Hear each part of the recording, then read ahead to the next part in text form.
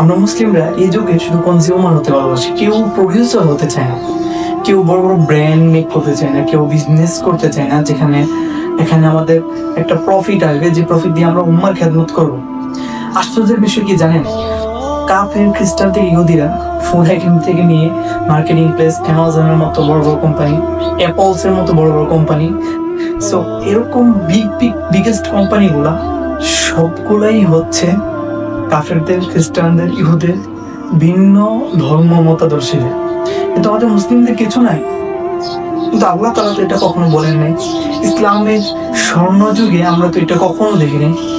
Ottoman empire বলেন অথবা আপনি সেলজুক এম্পায়ার বলেন, আপনি রাসূল সাল্লাল্লাহু আলাইহি ওয়াসাল্লামের জীবনীতে দেখেন না, হযরত খাদিজা রাদিয়াল্লাহু আনহার ভূমিকা কি অনেক বৃহৎ ছিল না ইসলামের খেদমতে? ওনার অর্থনীতি এবং ইকোনমির মাধ্যমে কি ইসলাম কোনো ফায়দা পৌঁছেনি? সেম উসমান ইবনে আফফান রাদিয়াল্লাহু আনহুর কথা যদি আমরা বলি, সবার কথা, সবার সিচুয়েশন, সবাই তো ইসলামের মধ্যে খেদমত করেছে। ভাই আপনি যত দিকে জানেন, যে দিকে জানেন, ইসলামের যে খেদমত করতে চান, আপনার অর্থনৈতিক এবং ইকোনমিক জিনিসটা দরকার। তো আমরা এটা করতে পারি না, আমরা এটা করতে চাই। আমরা চাই যে আল্লাহ তাআলা হয়তো মুহাম্মদ সাল্লাল্লাহু আলাইহি ওয়াসাল্লাম তো আমাদেরকে রিজিক দিবে, আমরা মসজিদে বসে থাকি, খানকায় বসে থাকি, তাহলে আমাদের এগুলো সার্থক। ডেফিনেটলি এটাই কি সত্য? এটাই কি ট্রু? এবং এটাই কি বাস্তবে আমাদের জন্য ঘটে? কখনোই না। আগে চায়না দেখলাম নিউজিল্যান্ড চলতেছি, আজকে ফিলিস্তিন দেখতেছি, এর আগে আফ্রিকা দেখছি, এরপর আরো অনেক মানুষদেরকে দেখবো, অনেক ভাই বোনদের দেখবো, মুসলিম ভাই বোনদের, তারা নির্যাতিত হচ্ছে আমাদের চোখের সামনে, কিন্তু আমাদের বুকে কোনো অনুভূতি নাই। না, এটা কোন ফ্যাক্ট হয় না। তো মুসলিমদের নীতি তো এটা ছিল না। মোহাম্মদ বিন কাসিমের যুগে তিনি কি হিন্দুস্তানে যায়নি শুধু একটা চিঠির জন্য? হাজ্জাজ বিন ইউসুফের মতো জালিম বাদশাহ কি পাঠায় নাই?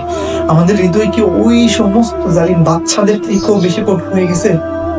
সেমই তো আমরা আলেম সমাজ যারা আছি, আমাদের সিচুয়েশনটা হচ্ছে, যদি আমরা ভ্যান গাড়ি নিয়ে বসি, ছোট একটা কর্মশালা নিয়ে বসি, তাহলে এটা আমাদের ইগোতে লাগে, আমাদের অ্যাটিটিউডটা এটা অ্যাট্রাক্ট করে যে আসলে কেন আমি এটা করতেছি।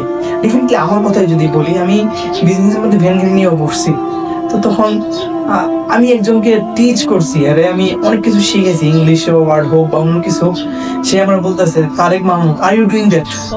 মানে আপনি এটা করতেছেন, আপনার মতো ব্যক্তি, মানে কেন ভাই? এটা কর্মশালা না, এটা হালাল একটা হবে না? আমরা নিজে থেকে নিজেদেরকে পঙ্গু বানিয়ে ফেলছি, নিজেদের সামাজিক ব্যবস্থায় আমরা নিজেদেরকে এরকম ভাবে জড়াইছি যে এই সমাজ আমাদের কাছে পছন্দনীয় না, কিন্তু আমরা এর থেকে বের হতে পারছি না, কারণ এটাকে আমরা অস্বীকার করার কোনো সুযোগ পাচ্ছি না। আমি নিজেকে ডেভেলপ করার জন্য নিজের নিম্ন জায়গা থেকে, জিরো থেকে শুরু করতে পারতেছি। আমরা জাস্ট স্বপ্ন থেকে আরেকজনের উপর মাথা ভেঙে কাটালে কিভাবে খাবো?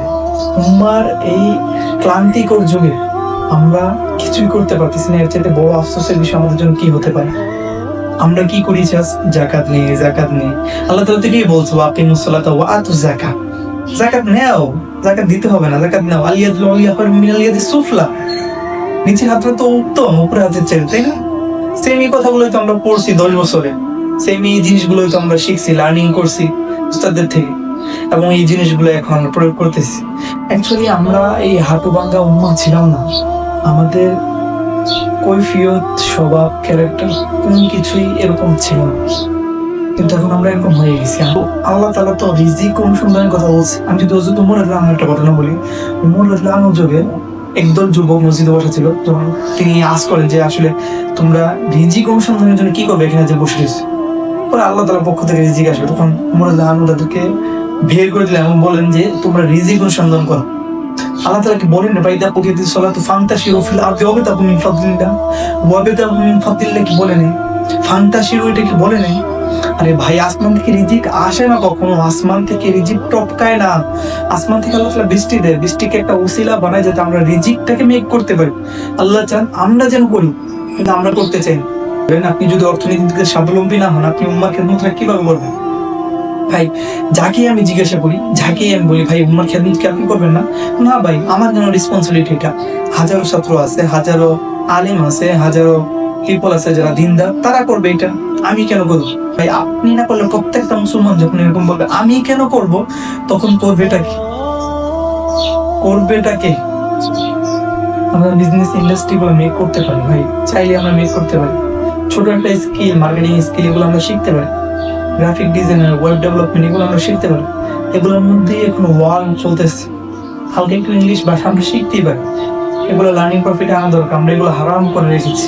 আপনি রোল কখন করবেন? যখন আপনি আপনার পক্ষের থেকে দিবেন কিছু, যখন আরেকজন পক্ষ থেকে নিবেন তখন রোল বুঝতে পারবেন না। আমাদের রোল করা জরুরি, আমাদের এই সিচুয়েশনটাকে হ্যান্ডেল করা জরুরি। আল্লাহ তাআলা আমাদের সবাইকে তৌফিক দান করুন।